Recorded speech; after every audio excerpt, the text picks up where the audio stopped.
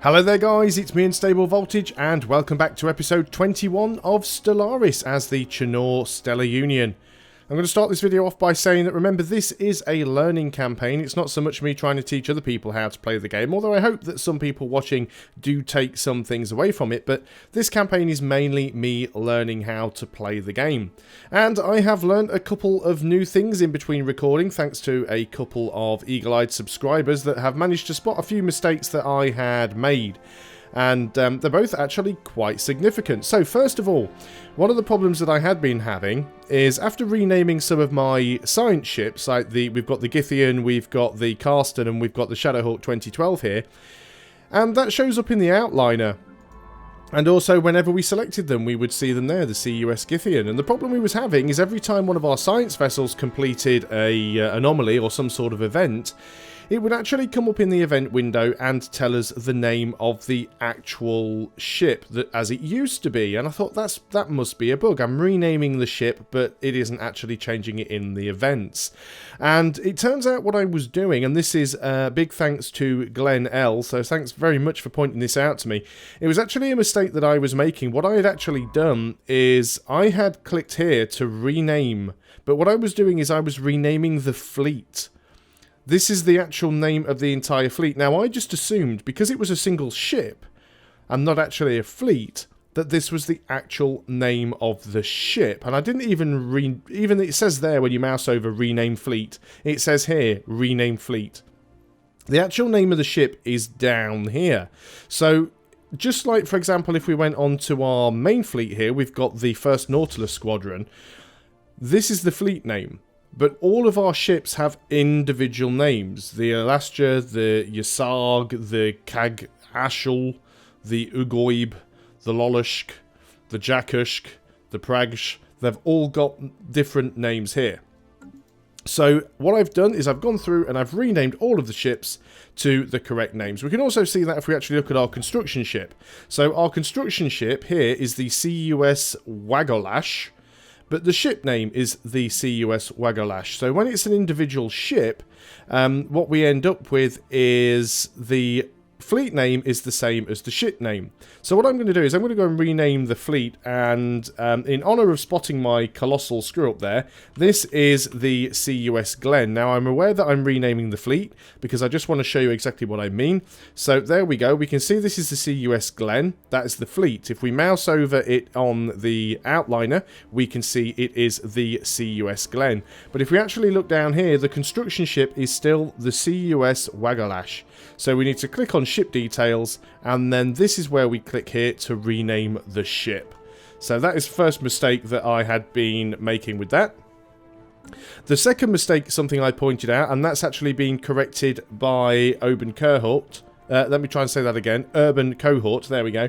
And that was... I was mistakenly thinking that if you were to build a mining station on anything that gave you energy credits, that you'd have to really have an energy credit of at least 2 to make a net gain from it. Now the reason for that is if you go onto your construction ship and you select the build mining stations, you can see that it says mining stations are used to collect minerals, energy credits and strategic resources from uninhabited planets, stars and asteroids. The cost is 90 minerals and 1 energy credit. So I thought, well, there's no point building a building, or no point building a mining station that costs 1 energy credit per month to get 1 energy credit per month. But it turns out that is not a problem. Let's just go into this star system here where we have something that we could mine to get minerals. So if I select our construction ship, the CUS Glenn, if I was to right click on this and build a mining station, if I mouse over, you can see that building that mining station would cost us 90 minerals and 1 energy credit monthly to maintain. Absolutely fine. That's what we expected to happen. Now, if I back out of this screen and just go into this system here, where we have something that's giving us energy credits here that we haven't got tapped, and I'm currently going blind because I can't see it. Where's that untapped energy credit, and why can't I see it? There it is, there. We have a moon.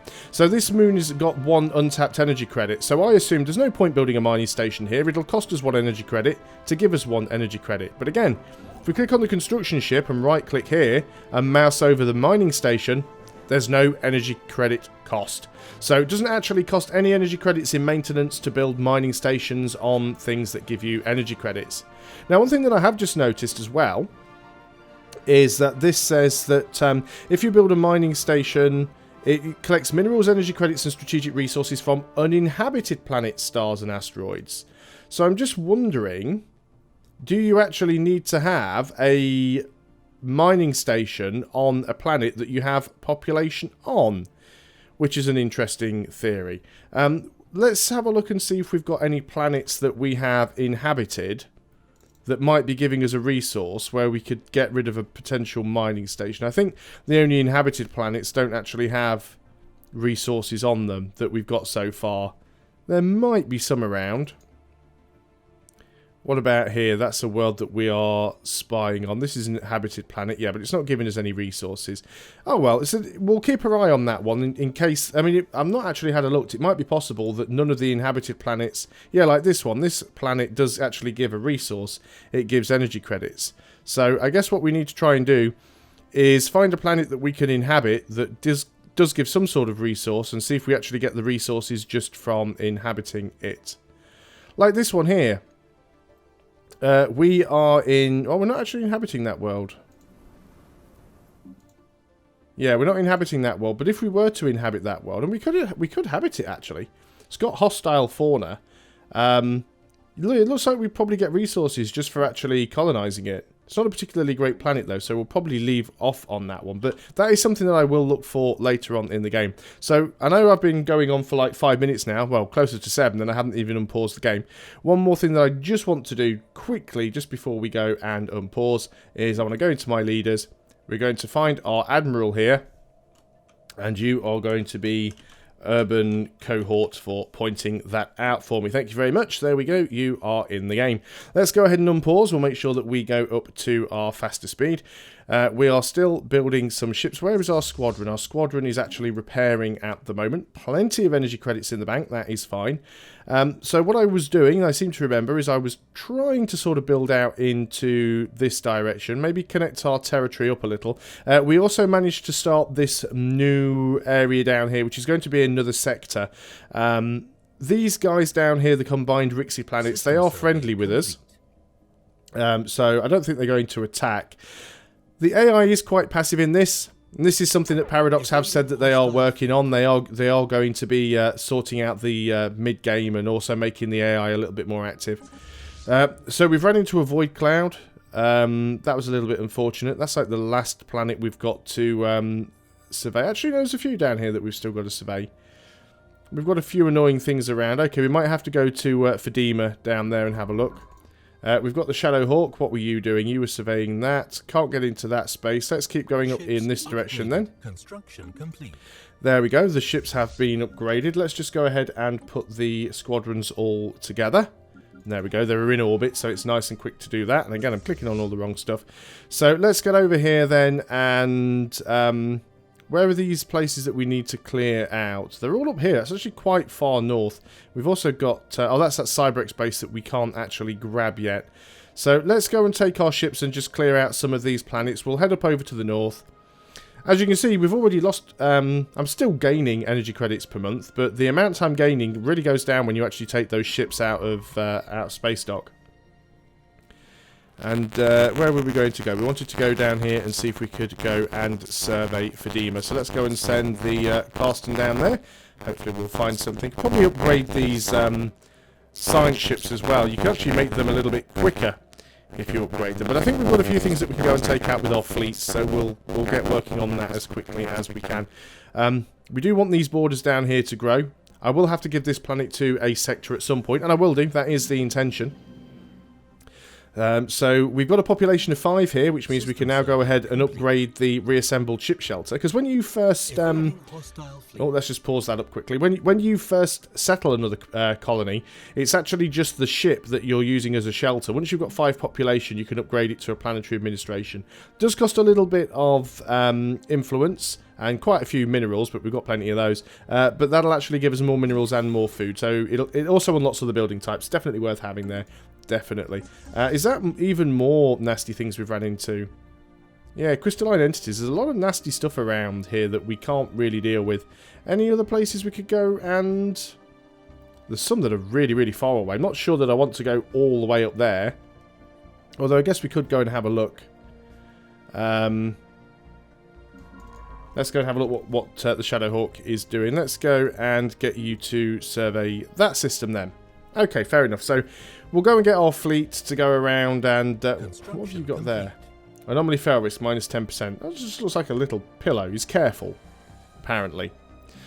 Fair enough. So we're still building stuff. Just make sure we've got all of the buildings upgraded as best we can. There's a tile blocker there. We might as well go and clear it. Why not?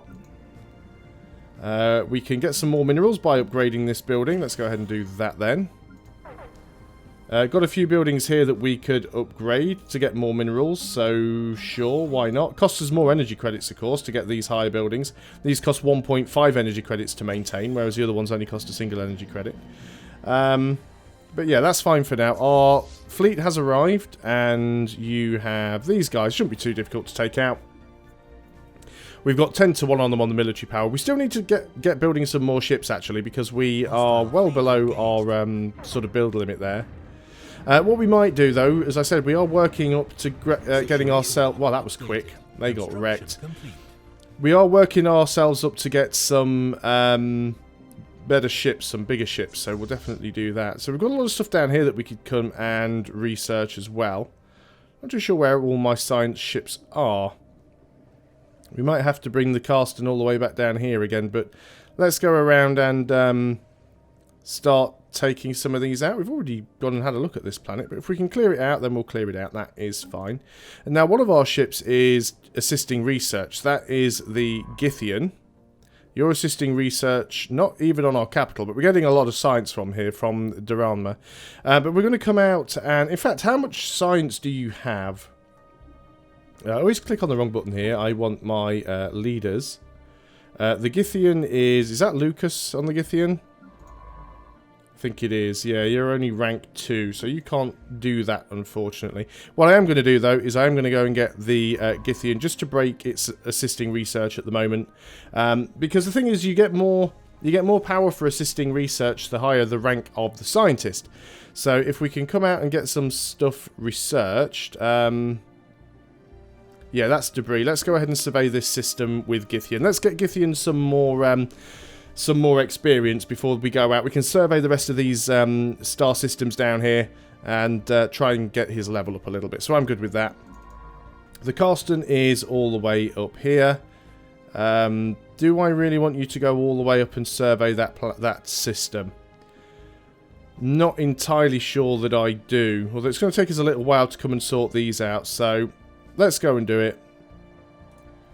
There's every chance we're going to get all the way up there and then find out that there's nasty stuff and we can't actually survey it anyway, but... Now let's have a quick look at our research. We are currently working on cruisers. So we'll be able to build the level 5 spaceport, and that will allow us to build some cruisers. We don't want to go mad with the cruisers because they are quite expensive. And of course it is better to have some smaller ships around because the smaller ships do actually still have a use. Research complete. There we go, that research is completed. So what are we going to pick up now in its place? We've got 4 options. We could actually start working on Spaceport level 6, so we could get battleships. Quite a bit of science though, that's a high level tech. Extra mineral storage capacity, we could unlock railguns, or we could go for droids, which allows us to build robotic armies, which can be quite useful. It's a rare tech, you know, let's go and queue it up and we'll get that one researched. That's not a problem.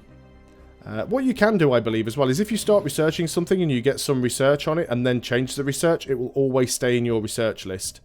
So I believe that is one thing that you can do, so that's quite interesting. Construction ship has finished. Construction complete. Well, there's a lot of things... Where is the construction ship? You are there, are you? Oh, that was it. We were building a research outpost. So, not a research outpost, a frontier outpost. So what we need to do is we need to go into our planets. We need to find our sector, manage the sector, and we want to add that planet to, or that, yeah, with that star system to the sector.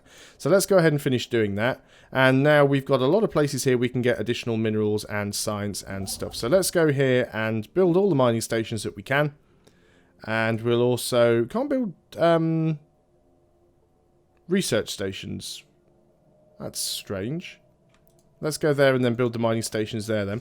Why can't we build a research station? Oh, because we either build a mining station or a research station.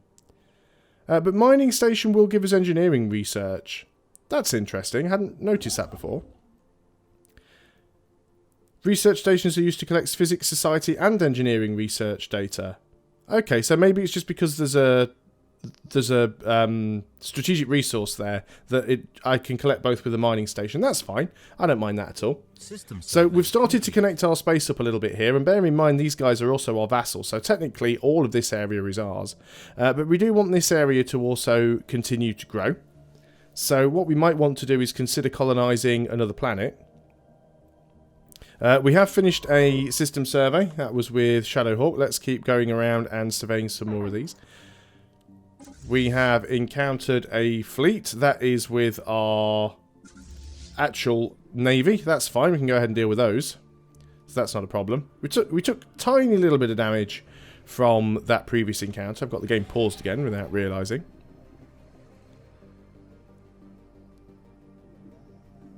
What we should be doing, I'm just going to quickly pause up actually, just go to Spaceports here and just tell our Spaceports to upgrade to level 5 Spaceports. At least the ones that we can. Should be most of them, actually. Cost us a few minerals, but we've got plenty. You're still only like level 1, so we'll do that. But now we'll be, once they're built, we'll be able to start getting some cruisers, so that'll be good. These things are going to go down very, very quickly. Yeah, we hardly took any damage from those guys at all. So the fleet is going to go over to this star system now. Got another technology research, planet fortification toughness, plus 20%, and it unlocks new components of shields. So there's another level of that we can get as well, advanced shields. Or we can get plus 5% survey speed and tachyon sensors. Doesn't really tell you what the tachyon sensors do, which is the problem. Blue lasers. Cloud lightning conduits. There's a lot of stuff that we could get here. Let's go for the cloud lightning. It is a rare one. It might actually give us some better weapons, so let's go for that. Do we have a better scientist that might be better at doing sort of particle tech? The guy that's leading engineering research, apparently. Really? Yeah, you'd be better off with... See, these guys are in the wrong places. This guy's expertise is industry, and he's researching an industrial tech. This guy's research expertise is particles, and this is a particle research. So if we swap these guys around, if you take the particle research guy, and you take the industry research guy, then these will both research more quickly. So that is a very good thing.